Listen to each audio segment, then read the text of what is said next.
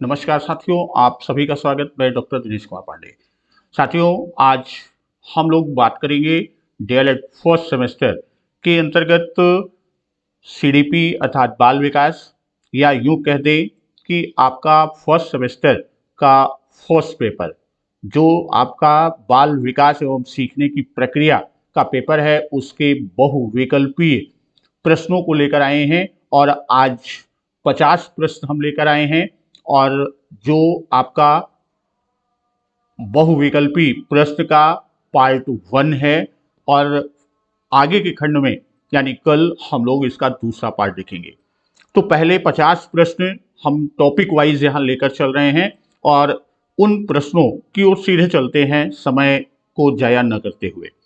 तो आज का पहला प्रश्न है, बाल विकास के अंतर्गत निम्नलिखित आयु वर्ग है। 0 से 18 वर्ष, 20 से 30 वर्ष, 25 से 35 वर्ष और 35 से ऊपर। तो यहाँ ये प्रश्न, जैसा आप लोगों को हमने बताया कि आपका जो पवन सीरीज है उसके प्रश्नों को हम यहाँ एक्सप्लेन कर रहे हैं, उसके उत्तर का पूरा विश्लेषण कर रहे हैं। तो ये प्रश्न वहाँ दिया गया था। तो वैसे इस प्रश्न में जो आपका उत्तर होगा वह 0 से 18 वर्ष, लेकिन मनोविज्ञान की भाषा में यह विकल्प भी गलत है, क्योंकि जब हम बाल विकास की बात करते हैं तो शून्य शब्द नहीं होता। शून्य के स्थान पर हम क्या लिखते हैं? वहां पर हम लिखते हैं जन्म से। क्योंकि हम आप जो बाल विकास की बात करते हैं, वैसे सामान्य रूप में मनोवैज्ञानिकों ने जो परिभाषा दिया है कि वह आपका गर्भाधान से लेकर किशोरावस्था तक, यानी 18 वर्ष की आयु तक आपका बाल विकास का आयु वर्ग होता है। तो यहाँ इस प्रश्न में पहला विकल्प उत्तर है, लेकिन ज्यादातर आपको या तो जन्म से 18 वर्ष का मिलेगा या गर्भाधान से किशोरावस्था या 18 वर्ष का विकल्प मिलेगा। तो अब इन तीन में से जो भी विकल्प होगा वो आपका आंसर होगा। नेक्स्ट क्वेश्चन, बाल विकास उपयोगी है? बालकों के लिए, शिक्षकों के लिए, बालकों एवं शिक्षकों दोनों के लिए उपरोक्त में से कोई नहीं। तो बाल विकास, चाइल्ड डेवलपमेंट की जब हम बात करते हैं तो यह बालकों के लिए भी उपयोगी है और शिक्षकों के लिए, अर्थात आपका जो उत्तर होगा वह बालकों और शिक्षकों दोनों के लिए सी विकल्प हमारा उत्तर होगा। यहाँ जब हम बात करते हैं कि ये शिक्षकों के लिए बाल विकास क्यों आवश्यक है, इसका अध्ययन, हम बाल विकास यानी विकास है क्या, विकास के सिद्धांत की बात करते हैं। अर्थात इसमें हम लोग विकास क्या है उसको जानते हैं, विकास के सामान्य सिद्धांत की बात हम करते हैं, फिर विकास के विभिन्न पक्ष, और फिर इन पक्षों से संबंधित जो विभिन्न सिद्धांत हैं, जैसे मानसिक विकास का सिद्धांत होगा, बुद्धि का होगा, व्यक्तित्व का होगा, भाषा का, सामाजिकता का, या संवेग आदि, या शारीरिक विकास, इन सभी पक्षों से संबंधित। तो यहाँ किस लिए आवश्यक है? क्योंकि किस आयु के बालक के लिए यहाँ सबसे ज्यादा जरूरी है कि किस आयु के बालक से हम क्या अपेक्षा करें, किस आयु के बालक से हम क्या अपेक्षा करें और कब करें। तो ये दोनों चीजें हमको जानना जरूरी है, क्योंकि इससे ज्यादा हम बालक से ज्यादा अपेक्षा करेंगे तो भी गलत हो जाएगा, और किस परिस्थिति, किस सिचुएशन में करें, यानी कब हमको करना चाहिए, ये भी जानना जरूरी है। दूसरी चीज, कब और कितना प्रयत्न किया जाए, यानी बालकों के विकास के लिए कब और कितना प्रयत्न किया जाए बालकों के साथ, ये चीज हमको जानना आवश्यक है। और बाल विकास के माध्यम से शिक्षक अपनी शिक्षण विधि, या यूं कह दें कि वह अपनी शिक्षण तकनीक को भी तैयार करता है कि कौन सी विधि, कौन सी तकनीक लगाएं, कौन सा सूत्र लगाएं। यह सब बाल विकास इसीलिए शिक्षक और बालक दोनों के लिए उपयोगी है। अगला प्रश्न, बाल विकास का तात्पर्य है। अभी पूर्व के प्रश्न में हमने चर्चा किया था। तो यहाँ पर जो विकल्प दिया गया है, अभिवृद्धि, स्वास्थ्य, अभिरुचि और क्रमिक परिवर्तन। तो जब हम बात करते हैं बाल विकास की, तो वास्तव में देखा जाए तो बालक के विकास, व्यवहार, जो भी बाल विकास के अंतर्गत बात करते हैं कि विकास की बात हम करते हैं, बालक के व्यवहार की बात करते हैं और विकास को प्रभावित करने वाले कारक, विकास को जो प्रभावित करने वाले कारक होते हैं उन कारकों का अध्ययन, इनका अध्ययन हम कहाँ करते हैं, इनका अध्ययन हम बाल विकास के अंतर्गत करते हैं। तो यहाँ इन सब विकास की जब हम बात करते हैं तो यह क्रमिकता की बात करता है। व्यवहार भी परिवर्तित होगा तो वह एक क्रम से चलेगा और जो प्रभावित करने वाले कारक हैं इन्हीं के आधार पर, तो यहाँ हमारा विकल्प चौथा विकल्प होगा क्रमिक परिवर्तन। नेक्स्ट क्वेश्चन, शैशवावस्था का काल है जन्म से 4 वर्ष, 6 वर्ष, 7 वर्ष या 8 वर्ष। तो शैशवावस्था का जो सामान्य आयु काल कहा गया वह जन्म से 6 वर्ष तक की अवस्था को माना गया। तो यहां दूसरा विकल्प हमारा उत्तर होगा। अगला प्रश्न है, मनुष्य को जो कुछ भी बनना होता है प्रारंभ के 4-5 वर्षों में बन जाता है, यह कथन है। तो ये आपका जब हम शैशवावस्था की बात करते हैं तो उसमें शैशवावस्था के महत्व के बारे में बात किया गया है। तो यह कथन जो कुछ भी बनना होता है 4-5 वर्षों में बन जाता है, यह कथन आपका सिगमंड फ्रायड महोदय ने दिया है। अब यहीं पर हम बात कर लेते हैं कि इसके महत्व में कि न्यूमैन महोदय ने दिया है कि 4-5 वर्ष तक की अवस्था, जो 4-5 वर्ष तक की अवस्था होती है वह शरीर और मस्तिष्क दोनों के लिए बड़ी ग्रहणशील होती है। शरीर और मस्तिष्क के लिए वह बहुत ही क्या होती है, वह बहुत ही ग्रहणशील होती है। उसी तरह एडलर महोदय ने शैशवावस्था की विशेषताओं के बारे में बताया था कि शैशवावस्था द्वारा जीवन का पूरा क्रम निश्चित होता है। शैशवावस्था के द्वारा क्या होता है, जीवन का पूरा क्रम निश्चित होता है।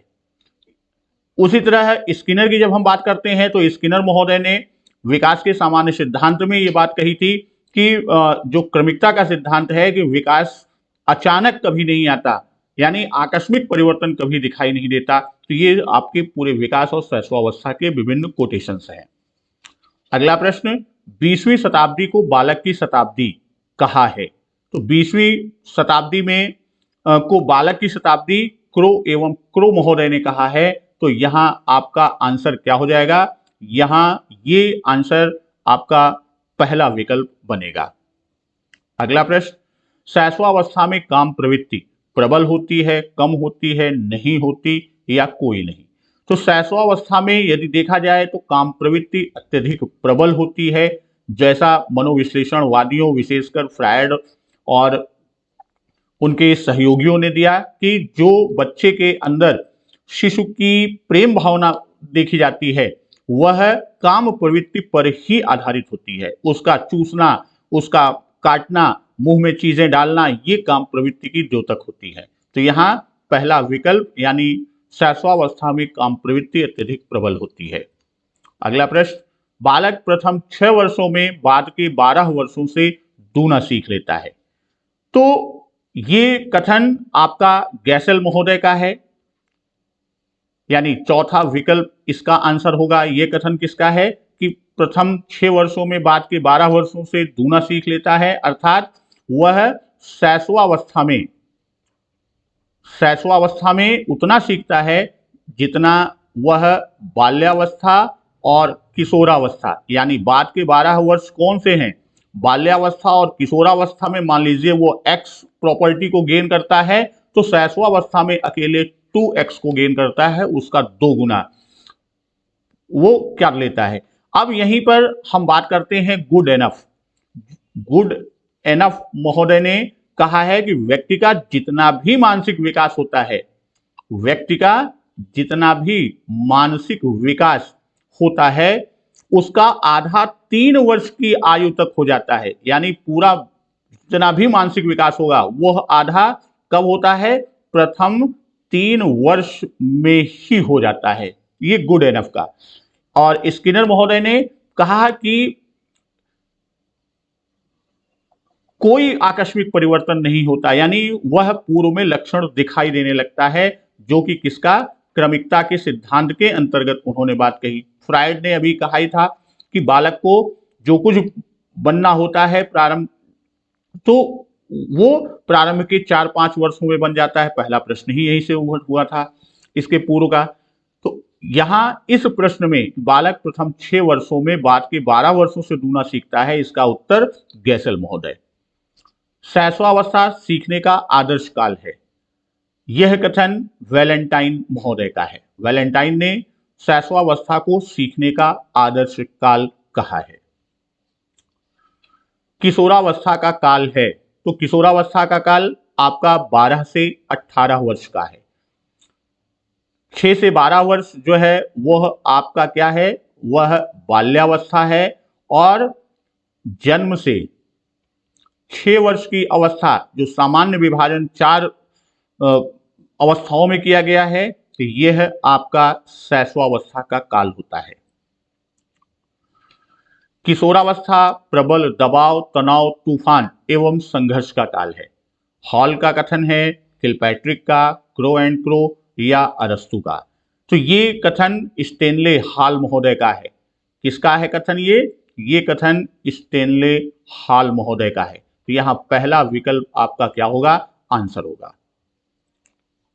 नेक्स्ट क्वेश्चन, बुद्धि का विकास लगभग पूर्ण हो जाता है। तो बुद्धि का विकास लगभग पूर्ण हो जाता है, या यूं कह दें कि बुद्धि का अधिकतम विकास जो होता है वह किशोरावस्था में होता है। यहां पर वह अमूर्त चिंतन करता है, प्रत्यात्मक करता है, स्मृति विस्तार करता है, ध्यान केंद्रित करने की क्षमता, यह सारी चीजें किशोरावस्था में विकसित होती हैं और बुद्धि का लगभग पूर्ण विकास हो जाता है। किशोरावस्था शैशवावस्था की पुनरावृत्ति है, ये कथन स्किनर का, फ्रायड का, रास का। तो ये किशोरावस्था को शैशवावस्था की पुनरावृत्ति रॉस महोदय ने कहा। क्यों कहा, यहां पर आंसर है। अभी इसका प्रश्न इससे बन सकता है, इस रॉस ने किशोरावस्था को शैशवावस्था की पुनरावृत्ति कहा, क्यों, किस विशेषता के कारण? क्योंकि किशोरावस्था में किशोरों में अस्थायित्व एवं समायोजन का अभाव हो जाता है। अस्थायित्व एवं समायोजन का जो अभाव, ये विशेषता है, इसी विशेषता के अंतर्गत ये बताया कि किशोर बिल्कुल अस्थायित्व नहीं हो पाता, वह अस्थिर होते हैं और वह पर्यावरण या समाज में अपने को समायोजित नहीं कर पाते और बिल्कुल शिशु की तरह चंचल हो जाते हैं। इसीलिए किशोरावस्था को शैशवावस्था की पुनरावृत्ति रॉस महोदय ने कहा। किशोरावस्था जीवन का सबसे कठिन काल है। तो किशोरावस्था जीवन का सबसे कठिन काल, इस कथन को कहा है किलपैट्रिक महोदय ने। क्यों? क्योंकि इस समय तूफान, किशोरावस्था को ही एक और नाम दिया जाता है, इसे किशोरावस्था को तूफान और संवेगों की अवस्था के नाम से भी जाना जाता है। इसे तूफान एवं संवेगों की अवस्था भी कहा जाता है। और सबसे कठिन काल किसने कहा, किलपैट्रिक महोदय। तो इस प्रश्न का उत्तर आपका दूसरा विकल्प है। मानसिक स्वतंत्रता एवं विद्रोह की भावना प्रबल होती है। शैशवावस्था, बाल्यावस्था, किशोरावस्था या उपर्युक्त में कोई नहीं। तो मानसिक स्वतंत्रता और विद्रोह की जो भावना होती है वह एक प्रमुख विशेषता है किसकी, किशोरावस्था की। तो यहां इस प्रश्न का उत्तर आपका होगा किशोरावस्था। काम समस्त जीवन का नहीं तो किशोरावस्था का अवश्य ही मूल तथ्य है, यह कथन है किलपैट्रिक का, रास का, फ्रायड का या हॉल का। तो यहां पर जब हम बात करते हैं तो ये काम समस्त जीवन का, तो यह कथन रॉस महोदय का है। और दूसरा विकल्प क्या होगा, हमारा आंसर होगा। आपराधिक प्रवृत्ति का सर्वाधिक विकास होता है। शैशवावस्था, बाल्यावस्था, किशोरावस्था या प्रौढ़ा, आपराधिक प्रवृत्ति का जो सर्वाधिक विकास होता है वह किशोरावस्था में होता है।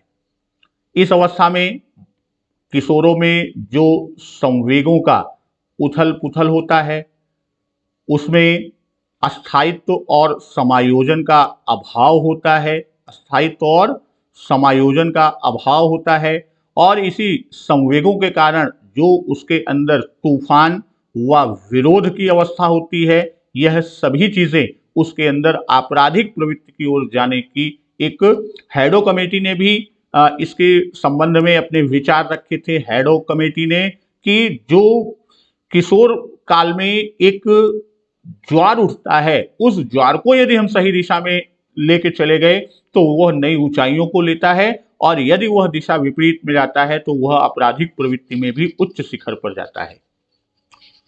बाल्यावस्था का काल है, तो बाल्यावस्था अभी पूर्व के प्रश्न में हमने चर्चा किया, 6 से 12 वर्ष की अवस्था जो है वो बाल्यावस्था है।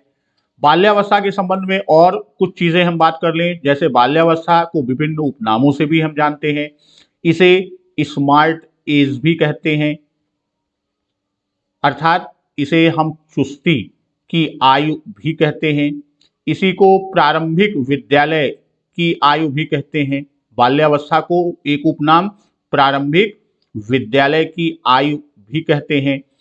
इसी को हम गैंग एज, यानी बाल्यावस्था को ही हम गैंग एज भी कहते हैं, अर्थात समूह आयु की बात करते हैं।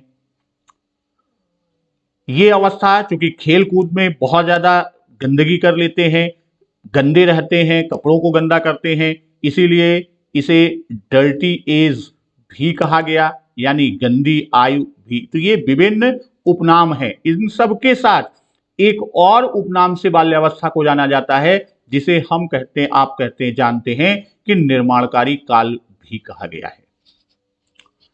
अगला प्रश्न, रास के अनुसार बाल्यावस्था की सबसे प्रमुख विशेषता है शारीरिक और मानसिक विकास में स्थिरता की, जिज्ञासा की प्रबलता, सामूहिक प्रवृत्ति की प्रबलता, संवेगों पर नियंत्रण। तो रॉस महोदय ने जो सबसे प्रमुख विशेषता बताया, पहला है शारीरिक और मानसिक विकास में स्थिरता। यहाँ पर बाल्यावस्था जो आपका 6 से 12 वर्ष की आयु है, दो उप अवस्थाओं में बढ़ता है, एक 6 से 9 वर्ष और दूसरा 10 से 12 वर्ष। 6 से 9 वर्ष को संचय काल के नाम से हम जानते हैं, और 10 से 12 को परिपाक काल के नाम से जानते हैं। और यहाँ पर परिपाक काल के कारण बच्चों में एक मिथक उत्पन्न हो जाता है कि वह परिपक्व हो गए, उनमें एक मिथक होता है, परिपक्व हो गए, और इसी गुण के कारण इस अवस्था को सूडो मैच्योरिटी, मिथ्या परिपाक काल के नाम से भी रॉस महोदय ने कहा, मिथ्या परिपाक काल के नाम से, जिसे हम आप सूडो मैच्योरिटी भी कहते हैं। यह भी आपका प्रश्न बनता है कि सूडो मैच्योरिटी को किसने कहा, रॉस महोदय ने कहा। किस गुण के कारण, शारीरिक और मानसिक स्थिरता के कारण, और किस अवस्था के लिए, बाल्यावस्था के लिए। बाल्यावस्था जीवन का अनोखा काल है, कॉल एवं ब्रूस महोदय इसका उत्तर है, और यह किसके लिए, संवेगात्मक विकास का अनोखा काल है। यहां पर आपका एक इससे भी प्रश्न, किस लिए अनोखा काल, कॉल और ब्रूस ने कहा संवेगात्मक विकास का अनोखा काल है। शैशवावस्था में बालक का भार बालिका से अधिक होता है। शैशवावस्था में बालक का भार बालिका से अधिक होता है। अब यहां पर जब हम शारीरिक विकास में भार की बात कर रहे हैं, तो भार के विषय में एक दो बिंदु और यहां हम जान लेते हैं कि जन्म से लेकर संपूर्ण शैशवावस्था में बालकों का भार बालिकाओं से अधिक होता है, एक चीज। दूसरी चीज कि भार किसका, शिशु, अब वो बालक हो या बालिका, हम यहां शिशु की बात कर रहे हैं, कि प्रथम 6 माह में, एक प्रश्न ये भी आता है कि प्रथम 6 माह में भार कितना हो जाता है, भार 2 गुना हो जाता है। और 1 वर्ष के अंत में, 1 वर्ष पर भार कितना हो जाता है, भार जन्म के समय से 3 गुना हो जाता है। इस पर भी आपके प्रश्न बन सकते हैं। नवजात शिशु में हड्डियों की संख्या होती है, तो नवजात शिशु में हड्डियों की संख्या 270 होती है, और उस समय हड्डियां आपकी कैसी होती हैं, नवजात शिशु में हड्डियां कोमल होती हैं, लचीली होती हैं और छोटी होती हैं। और आगे चलकर वयस्क होने पर इन हड्डियों में कई हड्डियां आपस में जुड़ जाती हैं और हड्डियों की संख्या आपकी कम हो जाती है। किशोरावस्था को किस विद्वान ने उथल पुथल की अवस्था कहा है? तो उथल पुथल की अवस्था किसने कहा? स्टेनले हॉल महोदय ने कहा। तो यहां पहला विकल्प हमारा क्या होगा? आंसर होगा।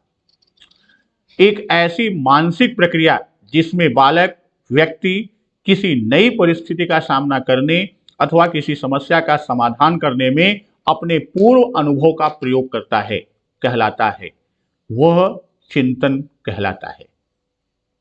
यहां चौथा विकल्प क्या होगा? चौथा विकल्प आंसर होगा, क्योंकि चिंतन करते समय जब आप चिंतन करेंगे तो चिंतन में आपके कई खंड आएंगे।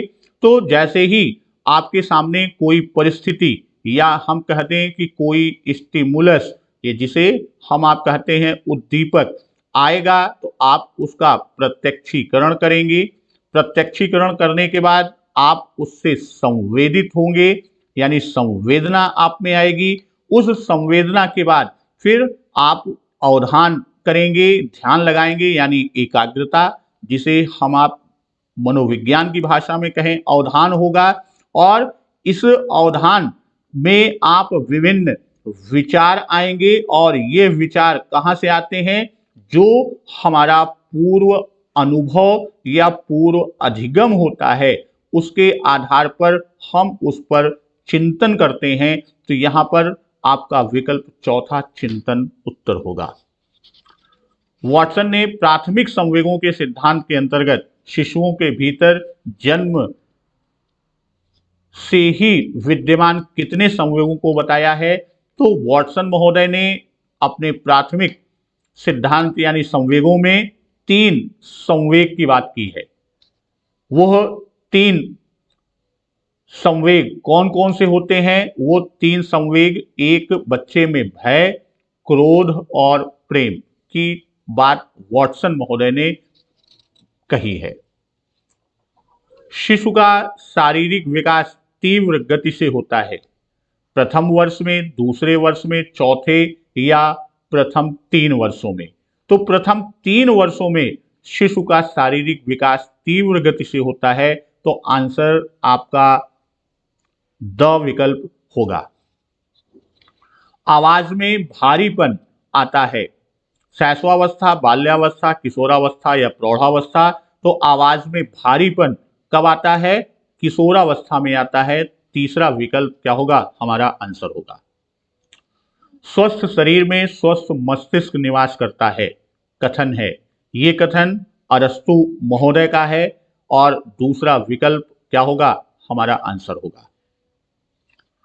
संवेग व्यक्ति की उत्तेजित अवस्था है, यह कथन है रॉस, यंग, वुडवर्थ या स्किनर? तो ये कथन वुडवर्थ महोदय का है कि संवेग व्यक्ति की उत्तेजित अवस्था को कहते हैं। वहीं रॉस महोदय ने संवेग के लिए कहा कि संवेग चेतना की वह अवस्था है जिसमें रागात्मक तत्व की प्रधानता होती है। जिसमें क्या होता है? रागात्मक तत्व की प्रधानता होती है। वहीं यंग महोदय ने कहा कि मनोवैज्ञानिक कारणों से उत्पन्न संपूर्ण व्यक्ति के तीव्र जो उपद्रव की एक अवस्था उन्होंने बताई, जो मानसिक उपद्रव की स्थिति होती है, वो यंग महोदय ने कहा। तो ये आपकी, लेकिन यहां पर आपका उत्तर कौन सा है? उत्तेजित अवस्था की बात हम करते हैं, तो तीसरा विकल्प यानी वुडवर्थ इसका विकल्प सही है। संवेगों की संख्या है, संवेगों की संख्या 14 है। किसने दिया है 14 संवेग की बात? मैकडूगल महोदय ने 14 संवेग की बात कही है। अब 14 संवेग की जो बात हम करते हैं, इसको याद करने का एक हम आपको तरीका बता रहे हैं। जैसे एक आप याद कर लीजिए, डी फॉलोड, FOLLOWED,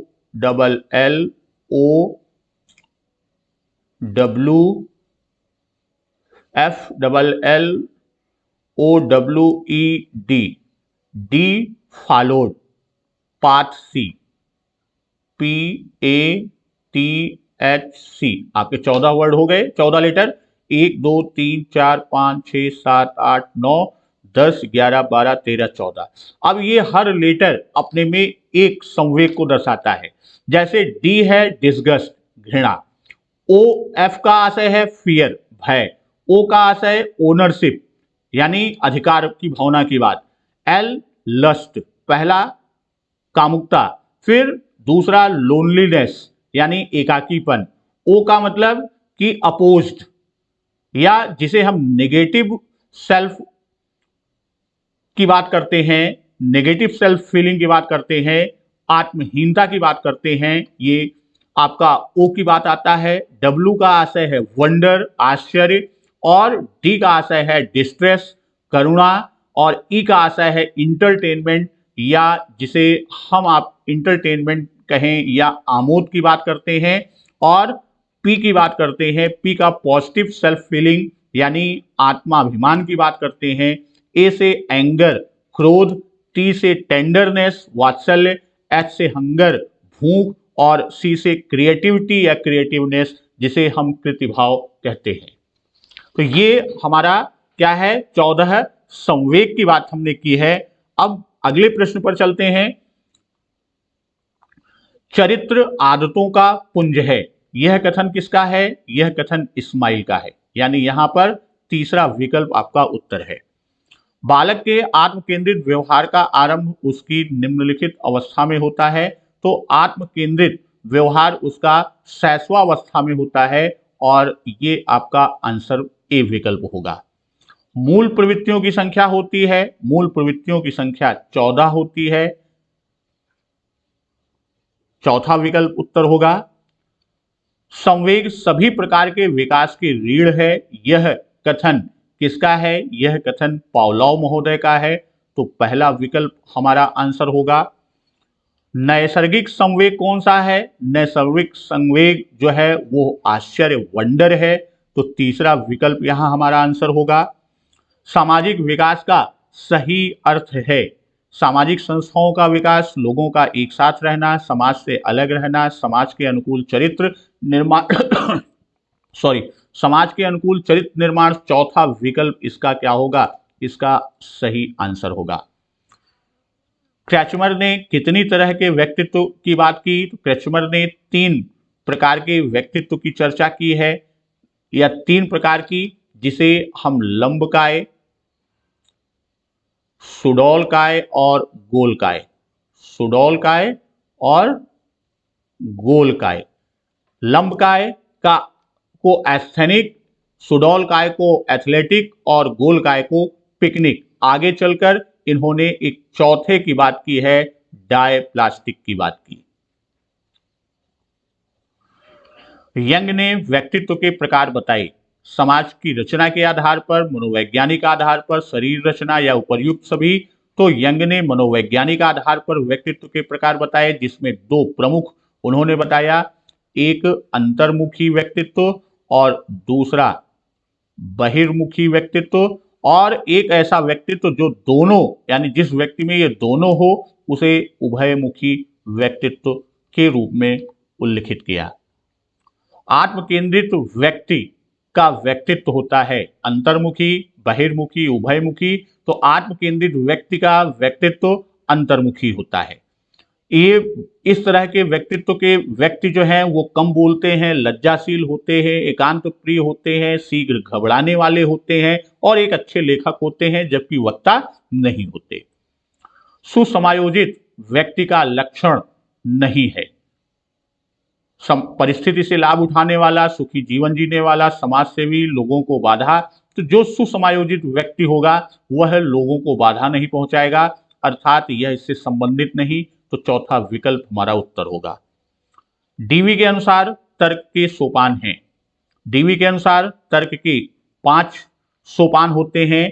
वो 5 सोपान क्या है? पहली है समस्या की पहचान, पहला सोपान है समस्या की पहचान। फिर दूसरा है समस्या की जानकारी, या हम कह सकते हैं कि आंकड़ों, उसके समस्या के संबंध में आंकड़ों का संग्रहण, उसे संकलित करना। तीसरा आपका होता है अनुमान की बात हम करते हैं या उपाय सोचते हैं, जिसे हम मनोवैज्ञानिक या रिसर्च की भाषा में हाइपोथेसिस कहते हैं। और चौथा है अनुमान का प्रयोग या उपाय का प्रयोग, अनुमान का प्रयोग। और पांचवा है निष्कर्ष, निर्णय, या हम ये कह सकते हैं कि चयन। ये यहां पर चयन हो जाएगा और यहां पर आपका क्या हो जाएगा, यहां पर उपयोग हो जाएगा। ये 5 तर्क के सोपान उन्होंने बताए। अगला प्रश्न है, चिंतन के साधनों में एक है संकेत, रटना, गुणों का विश्लेषण या सामान्यीकरण। जब हम चिंतन के साधन की बात करते हैं तो इसके 4 साधन होते हैं। कौन कौन से? एक है आपका पदार्थ, जिसे हम ऑब्जेक्ट कहते हैं। दूसरा है प्रतिमा, जिसे इमेज, संप्रत्यय, कॉन्सेप्ट की बात करते हैं। और संकेत या प्रतीक की बात करते हैं। तो ये 4 हमारे साधन होते हैं चिंतन के। तो यहां पर संकेत दिया है, तो पहला विकल्प हमारा आंसर होगा। तर्क के मुख्यतः प्रकार होते हैं। तर्क के मुख्यतः 2 प्रकार होते हैं। कौन कौन से होते हैं? एक आपका आगमन तर्क और दूसरा निगमनात्मक तर्क। ये 2 प्रमुख प्रकार होते हैं। चिंतन मानसिक क्रिया का ज्ञानात्मक पहलू है, यह कथन रॉस महोदय का है। तो पहला विकल्प आपका आंसर होगा। जीन प्याजे ने बालक के संज्ञानात्मक विकास के कितने अवस्थाओं का उल्लेख किया है? उन्होंने 4 अवस्थाओं का उल्लेख किया है। 4 अवस्थाएं कौन कौन सी हैं? पहला संवेदी प्रेरक अवस्था, दूसरा पूर्व संक्रियात्मक अवस्था, तीसरा मूर्त संक्रियात्मक और चौथा औपचारिक संक्रियात्मक अवस्था। इन 4 अवस्थाओं का इसे उन्होंने कहा जन्म से 2 वर्ष, और पूर्व संक्रिया 2 से 7 वर्ष, ये 7 से 11 वर्ष, और चौथी अवस्था 11 से 15 वर्ष। वहीं पूर्व संक्रिया को भी 2 खंडों में बांटा। एक को कहा पूर्व प्रत्यात्मक अवस्था, ये 2 से 4 वर्ष का होता है। और अगला बताया आंत प्रज्ञ अवस्था, जो 4 से 7 वर्ष का होता है। टर्मन के अनुसार प्रतिभाशाली व्यक्ति की बुद्धिलब्धि कितने से अधिक होती है? तो वह 140 से अधिक होती है। तो तीसरा विकल्प क्या होगा? हमारा आंसर होगा। यदि किसी बालक की शारीरिक आयु 10 वर्ष और मानसिक आयु 12 वर्ष है तो बुद्धिलब्धि का सूत्र है IQ बराबर MA/CA × 100। मेंटल एज मानसिक आयु, क्रॉनिकल एज वास्तविक या शारीरिक या तिथिक आयु। तो यहाँ आपको मेंटल दिया गया है 12 वर्ष, तो 12/10 × 100, शून्य कट गया तो आपका आ गया कितना? 120। तो दूसरा विकल्प आपका क्या है? आंसर है। अगला प्रश्न, बुद्धि का त्रिआयामी सिद्धांत किसने दिया? त्रिआयामी सिद्धांत गिलफोर्ड महोदय ने दिया। इसी को त्रिआयामी सिद्धांत को और नामों से भी हम जानते हैं। इसी को SI मॉडल भी कहते हैं। इसी को बुद्धि की संरचना का, स्ट्रक्चर ऑफ इंटेलिजेंस, बुद्धि की संरचना का सिद्धांत भी कहते हैं। वहीं थॉर्नडाइक ने बहुकारक सिद्धांत का दिया है और स्पीयरमैन ने द्विकारक सिद्धांत दिया है और थर्स्टन महोदय ने समूह कारक सिद्धांत दिया है। बुद्धि का एक कारक सिद्धांत किसने प्रतिपादित किया? एक कारक सिद्धांत बीने महोदय ने किया। तीसरा विकल्प हमारा आंसर है। जीन प्याजे ने संज्ञानात्मक विकास का सिद्धांत दिया। तो इस तरह ये आपका बुद्धि के सिद्धांत। और अंतिम प्रश्न आज का है कि प्रथम मनोवैज्ञानिक प्रयोगशाला की स्थापना किसने की? तो वह प्रथम मनोवैज्ञानिक प्रयोगशाला की स्थापना वुंड महोदय ने किया। और कहां पर किया था? इन्होंने लिप्जिग नामक स्थान पर किया था। तो साथियों, आज हम लोगों ने 50 प्रश्न पहले पार्ट में देखा और कल अभी इसी बाल विकास की ऑब्जेक्टिव के दूसरे वीडियो में हम बाकी के चैप्टर्स के प्रश्नों को लेकर चलेंगे। तब तक नमस्कार, वंदे मातरम।